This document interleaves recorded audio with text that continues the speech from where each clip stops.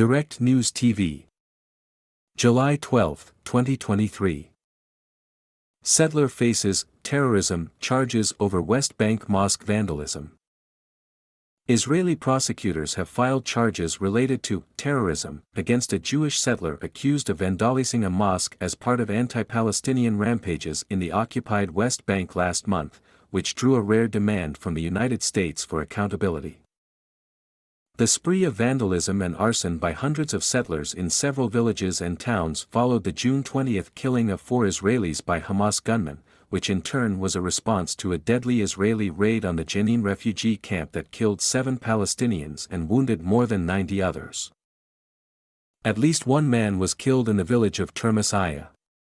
Many of the Palestinians who lost property in the subsequent settler rampage were U.S. dual nationals. The defendant, in his early 30s, was among a large number of rioters who threw objects at buildings in the village of Orif, wrecked furniture and windows in its mosque and ripped up and threw to the floor copies of the Quran, the indictment said on Wednesday. Their goal was to arouse fear or shock in the community through a grave blow to the sacrosanct, it said, adding that authorities were unable to identify the others who took part. The Hononu law firm representing the defendant said he denied the charges filed in the Central District Court. The charges were disorderly conduct resulting in damage, the infliction of special damage and insulting religion, all designated as acts of terrorism. Under Israeli law, the designation enables the court to double the penalty for any of the counts on which it convicts. Without the designation, the counts normally carry maximum prison terms of between 3 and 10 years.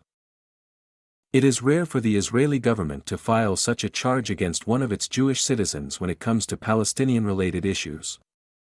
According to Israeli human rights organization Yesh Din, which has been tracking settler violence since 2005, just 7% of settler attacks have led to criminal charges, with only 3% of investigations leading to a conviction.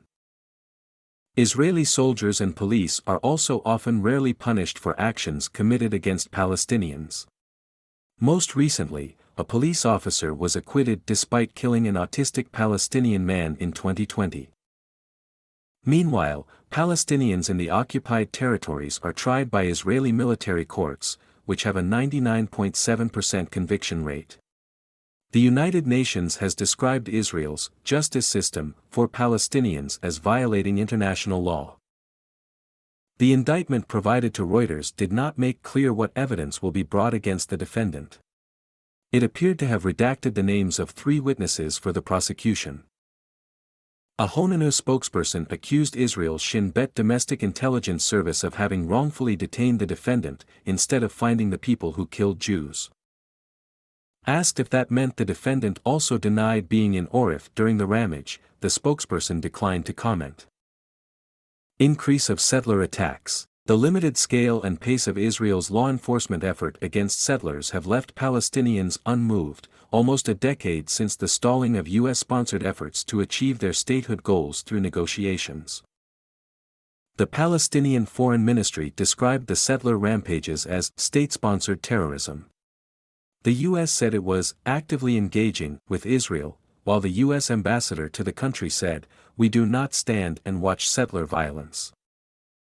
The settler rampage was part of a sharp increase in coordinated and armed settler attacks across the occupied West Bank since October, carried out under Israeli army protection, according to Palestinian officials. They have included shootings, arson attacks, rock throwing and physical assaults with pipes and other objects.